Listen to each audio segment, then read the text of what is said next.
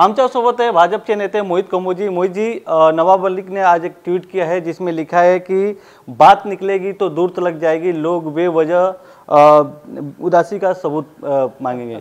क्या है पूरा? देखिए, बात तो निकल चुकी है और अब बात बहुत दूर तक जाएगी। अब मैं मियां नवाब जी को बोलूँगा, अब डरो मत, घबराओ मत और भागो मत। आपके हर पापों का सवाल, जो आपने पाप किए हैं, उसका जवाब आपको महाराष्ट्र की जनता और देश की जनता को देना पड़ेगा। उन्होंने दूसरा ट्वीट किया है जिसमें लिखा है कि होटल द ललित में छुपे हैं कई राज, मिलते हैं रविवार को। क्या है होटल ललित का कनेक्शन? देखिए, मैं तो आपको पहले से बोल रहा हूँ कि महाराष्ट्र में सलीम जावेद की पिक्चर चलती है, तो ये अभी मियाँ सलीम कोई नया एक स्टोरी लेके रविवार को आएंगे। आने दीजिए, बंटी बबली अभी तब तक स्क्रिप्ट दिवाली की छुट्टियों में स्क्रिप्ट बना लेंगे। स्क्रिप्ट बना के झूठे आरोप लेके कोई रविवार को आएंगे, तब तक इंतज़ार हम भी करेंगे। क्या क्या राज छुपे हुए ललित के पीछे, ललित होटल में। ललित होटल के राजों के पीछे इनके पार्टी के भ्रष्ट लोग और जो एक नेता अभी अरेस्ट हुए हैं, क्या क्या कनेक्शन है, ये भी सामने आने दीजिए, लेके आइए। हम तो इंतज़ार कर रहे हैं कि जल्दी जल्दी आप फुलझड़ी चलाइए और उसका जो बम है वो हम देश के आगे फोड़ेंगे, आपके भ्रष्टाचार का बम फोड़ेंगे। आप कैसे आपने देश को, जनता को, महाराष्ट्र की जनता को लूटा है और बेनामी कितनी संपत्तियां बनाई है, ये पूरे महाराष्ट्र की जनता के आगे आने वाले समय में हम रखेंगे। उन्होंने दिवाली की शुभकामनाएं भी दी है ट्वीट के माध्यम से। तो मेरे तरफ से भी नवाब मलिक जी को, उनके पूरे परिवार को दिवाली की खूब खूब ढेर शुभकामनाएं। कल अमावस की रात है, उनसे दरख्वास्त करूंगा कि कृपया कृपया कर अपना पूरा सुरक्षा करके रखें पूरा। नहीं तो क्या है, कभी कभी पटाखे उल्टे ना फट जाएं, और कभी कभी पटाखे दूसरों के लिए लगाते हैं और रॉकेट कभी कभी के अंदर चला जाता है ना, तो बहुत तकलीफ होती है। तो ये उल्टा रॉकेट कल को उनके अंदर ना चला जाए। तो पटाखे कौन फोड़ने वाला, आप फोड़ने वाले क्यों? नहीं, पटाखे तो देखिए फुलझड़ी उन्होंने जलाई है, पटाखे तो फूटेंगे अभी। पटाखे हमारे देवेंद्र जी भी फोड़ेंगे, और जो ऐसा पटाखा फोड़ेंगे वो पटाखे उनको जवाब देना भारी पड़ेगा, उस पटाखे से भागेंगे वो। आप नवाब मलिक जी को लेकर 2 दिन से लगातार ट्वीट कर रहे हैं जिसमें मर्डर केस का जिक्र कर रहे हैं, मकोका का जिक्र कर रहे हैं और 26/11 का जिक्र कर रहे हैं। यह पूरा मामला क्या है? देखिए, ऐसा है कि मैंने 2 दिन पहले भी बताया, जैसे सीबीआई के एक आरोपी हैं, उनके साथ इनके बेटे की पार्टनरशिप है। कैसे इन्होंने बैंक का फ्रॉड करके 135 करोड़ रुपए का अपने बेटे की कंपनी में पैसा लाके साइफन किया और उससे काफ़ी प्रॉपर्टी खरीदी। दूसरा, मैंने कल भी एक डिटेल बताई, इन्होंने बांद्रा में प्रॉपर्टी ली 20 करोड़ रुपए की। ईडी के जो आरोपी है, जिनमें केस चल रहा है, जो स्लम रिहेबिलिटेशन का एक बहुत बड़ा स्कैम हुआ है मुंबई में, उसके आरोपियों से इन्होंने लास्ट ईयर प्रॉपर्टी, इस साल जुलाई में प्रॉपर्टी ली। और 2011 में मकोका के जो आरोपी थे, जिनको 26/11 में उनको बुलाया भी गया था, उन पर शक था, साथ ही साथ उनके ऊपर मर्डर केस भी उनके ऊपर फ्रेम था, जिसमें वो अंदर जेल भी गए। ऐसे आदमी के साथ 2011 में उनके बेटे ने प्रॉपर्टी ली, वो भी थ्रो अवे प्राइस में, मार्केट वैल्यू से कम।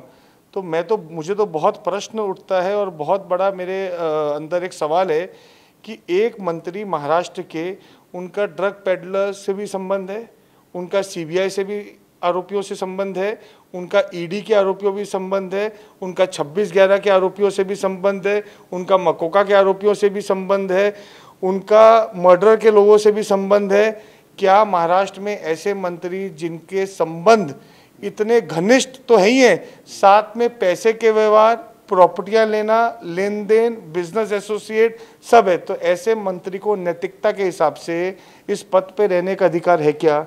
2005 में भी नवाब मलिक जी को भ्रष्टाचार के ऊपर रिजाइन देना पड़ा था, और आपने देखा होगा गौर से किस हिसाब से अभी उनका भ्रष्टाचार फिर उजागर हो रहा है, सामने आ रहा है, और कैसे कैसे उनके संबंध हैं। उन्होंने बोला मैं भंगार वाला हूँ और मैं भंगार वाला दफना दूंगा, काट दूंगा, मार दूंगा, जला दूंगा। तो ये इनडायरेक्टली क्या हमारे सोसाइटी में ऐसा मंत्री जो खुद मुंबई की सिक्योरिटी सेफ्टी 26/11 जैसे इतना सेंसिटिव जो एक कांड इशू हुआ था, टेररिज्म अटैक हुआ था, जिससे पूरा दुनिया हिल गई थी, सिर्फ भारत नहीं, ऐसे आदमी के साथ पैसे का व्यवहार करके प्रॉपर्टी लेना, वो भी थ्रो अवे प्राइस में। और तब भाई साहब किसकी सरकार थी? तब सरकार कांग्रेस और राष्ट्रीय कांग्रेस पार्टी की थी। उस समय क्या सरकार के माध्यम से ऐसे लोगों को बचाया गया था, उसके बदले में ये भ्रष्टाचार हुआ है। और फिर इस साल जो प्रॉपर्टी खरीदी है, जिसका स्लम रिहेबिलिटेशन में जिसका केस दर्ज है महाराष्ट्र सरकार में, उससे थ्रो अवे प्राइस में प्रॉपर्टी ली है, तो क्या इसको फिर से बचाया जा रहा है अपना प्रॉफिट ऑफ ऑफिस का कुर्सी यूज करके? तो मैं पूछना चाहूँगा कि ये सब ट्रांजैक्शन के पीछे कौन से ऐसे बेनिफिट है जो महाराष्ट्र सरकार पहले और अभी ऐसे लोगों को बचाकर अपना बेनिफिट ले रही है और बेनामी प्रॉपर्टियां खरीद रही है? क्यों 2014 और 2019 जब देवेंद्र फडणवीस जी की सरकार थी तो ऐसे कोई भी प्रॉपर्टी नवाब मलिक और उनके परिवार ने नहीं खरीदी? सब 2014 के पहले और 19 के बाद ऐसे ट्रांजैक्शन निकल के सामने आ रहे हैं। दाल में तो काला है और अब तो बात निकलेगी और बात निकल गई है और बहुत दूर तक जाएगी। देवेंद्र फडणवीस को उन्होंने जवाब देते हुए कहा है कि हमारे घर कांच के नहीं हैं और देवेंद्र फडणवीस के ड्रग्स से पेडलर से संबंध है, इस बात का उन्होंने दावा किया है। देखिए, जो उन्होंने ये दावा किया, जो उन्होंने बात रखी, तो मुझे ऐसा लगता है कि उस दिन जो एक बची कुची 1% भी उनकी क्रेडिबिलिटी महाराष्ट्र में नहीं थी, लोगों में उन्होंने हंसी का एक अपना खुद का एक चरित्र बना लिया। जो दावे उन्होंने किए या जो बात रखी, वो एक नॉर्मल इंसान जो मानसिक रूप से स्थिर है वो नहीं कर सकता है।